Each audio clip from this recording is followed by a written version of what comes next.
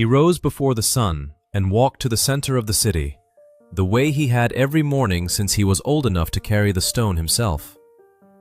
The great plaza stretched out in front of him, dark and still. He set his chunky stone down at the edge of the central precinct and waited for the sky to brighten. That was the year 1300. By 1350, at the latest, this city would be empty. He did not know it. No one remaining in Cahokia did. It is a morning in the early 14th century, in the floodplain of the upper Mississippi River, in what is now the state of Illinois. Cahokia is, on this morning, still a city. The Great Central Mound, a 10-story earthen monument raised by human hands alone over generations, rises above the plaza to the north. Smoke lifts from a few remaining households. A dog barks somewhere in the inner precinct. The day begins. And for the man with the chunky stone, there is nothing in the air yet to suggest that this morning is different from any other. It was the year 1050 when this city came into being, and nothing on this continent had ever looked like it. Within a generation of what archaeologists now call the Cahokia Big Bang, a planned urban center rose from a cluster of modest riverside villages. The central mound was raised in organized construction campaigns, each layer added by workers carrying earth in baskets. A leveled central plaza, larger than 50 American football fields, was maintained and cleared.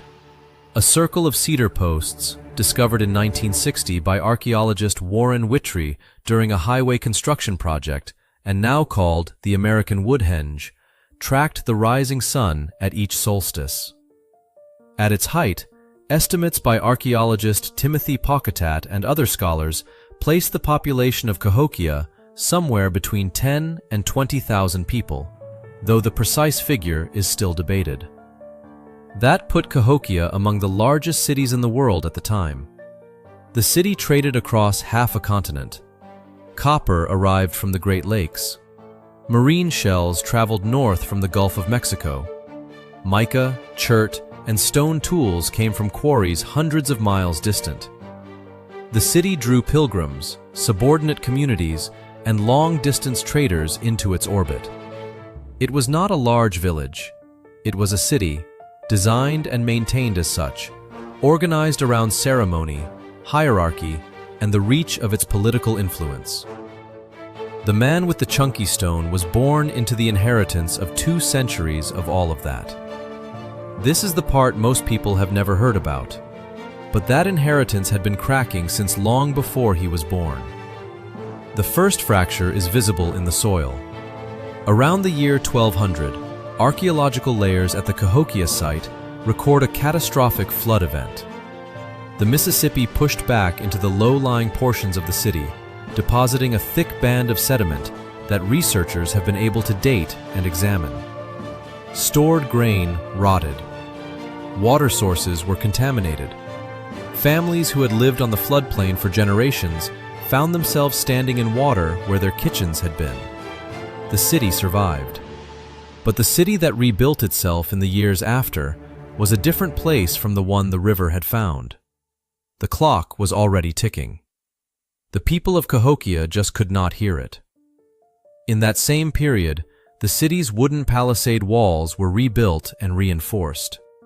Researchers examining the remains of these walls have noted that they required immense timber resources and coordinated labor across a region already under stress, and that the scale and placement of the construction points toward a defensive purpose. The outer communities that had once sent surplus corn and labor into the city were, by then, a source of tension rather than tribute. Walls that had not been necessary in Cahokia's founding centuries were, by its middle period, essential. Someone had looked at the world beyond the plaza and decided it needed to be kept out. This is where the story takes a turn nobody expected. The climate did not cooperate. The warming period that had made the Mississippi floodplain so productive for maize agriculture began to shift in the 13th century. Droughts became more frequent. Harvest yields, which had sustained tens of thousands of people, and the redistributive economy that held the city together became unreliable. A surplus economy requires a surplus.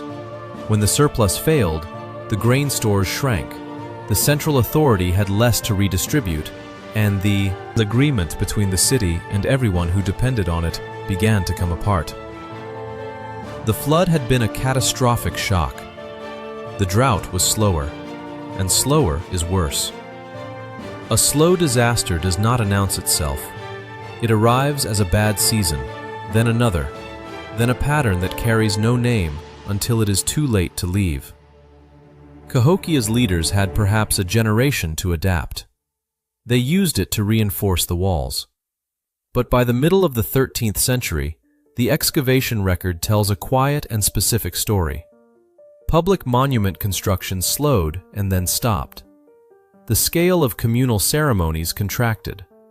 Residential excavations across the site reveal a consistent pattern. Abandonment moving inward from the city's outer edge, one ring at a time.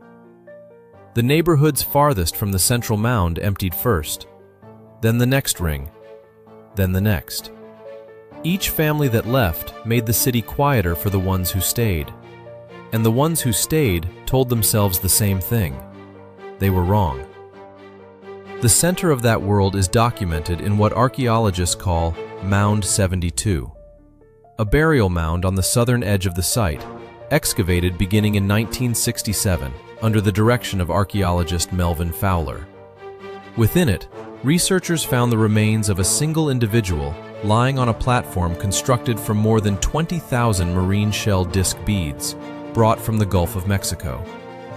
Surrounding him, the remains of hundreds of others, including large groups placed simultaneously that Fowler and subsequent researchers have interpreted as evidence of ritual sacrifice tied to the city's founding ceremonies and political continuity.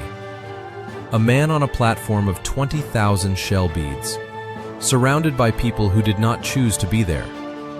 You would think someone would have said something. No one did, not in any record that survived.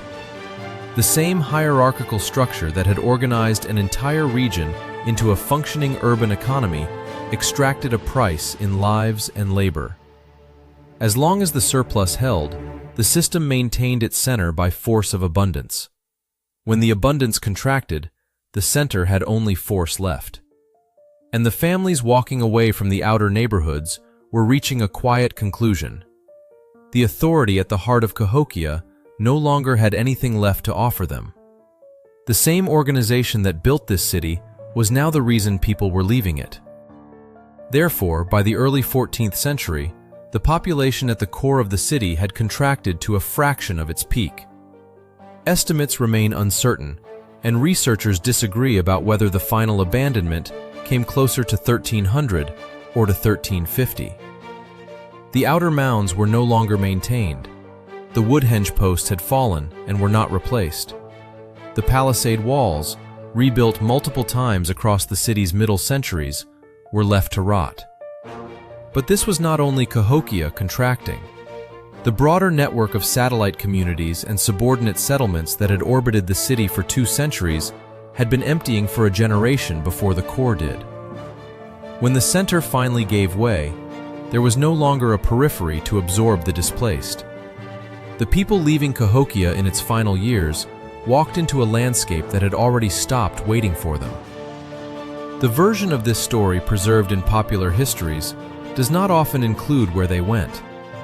Archaeological work has since traced patterns in material culture. Chunky stones, specific ceramic styles, and architectural forms appearing in communities farther north, south, and east in the decades following Cahokia's abandonment. The knowledge did not die. The city did. If you stood in that plaza with the man and his chunky stone in the year 1300, you would notice the silence first. The houses that should have been producing smoke and sound at dawn stood closed. The paths between them had begun to fill in with grass. The cleared plaza still held its shape, the great mound still rose to the north, the river was still visible from the summit on a clear morning. But the voices that had filled that space for 2 centuries were gone. He could still see the mound from where he stood. It had not changed. The river had not changed. The sky above it had not changed. What had changed was everyone and everything else. The mound is still there. Approximately 120 earthen mounds were originally constructed at Cahokia, of which approximately 80 survive today within the Cahokia Mounds State Historic Site, designated a UNESCO World Heritage Site in 1982. Archaeologists have been excavating the site and its surrounding region across the latter half of the 20th century and into the 21st. The soil continues to give up its record. A layer of flood sediment dated to around 1200, a postmold where the woodhenge once stood. A single shell bead from the Gulf of Mexico found 3 feet underground in what was once the eastern edge of the largest city north of Mexico. The chunky stone he set down that morning is, in a sense, still down there somewhere.